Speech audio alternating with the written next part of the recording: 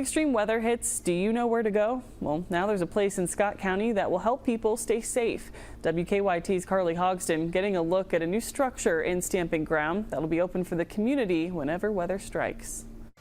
Driving down Main Street in Stamping Ground, you might have seen this new structure, but it's not any ordinary building. It's actually a storm shelter, and with its reinforced walls and concrete, it provides safety for the residents of Scott County.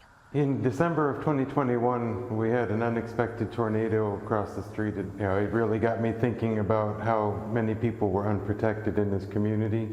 So I started a campaign to get some sort of storm shelter here in Scott County. Michael Hennigan, Director for Emergency Management for Scott County, says after 3 years of work, the shelter was placed this month and provides accessibility if severe weather approaches. As soon as we go under tornado watch, the door will be unlocked. People will be free to come in here and spend as much time as they want. Hennigan says the shelter can house over 90 people and even is equipped with a bathroom, vents, and lights powered by solar energy. The foundation has huge footers digging down, 3-4 feet. It's reinforced concrete.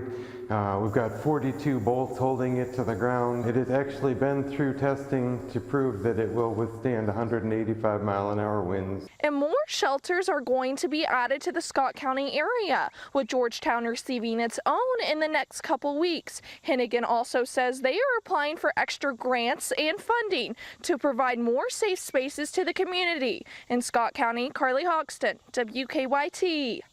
The current shelter is on Main Street in Stamping Ground behind the EMS building. The Georgetown location will be placed on Lyle Road coming up in August.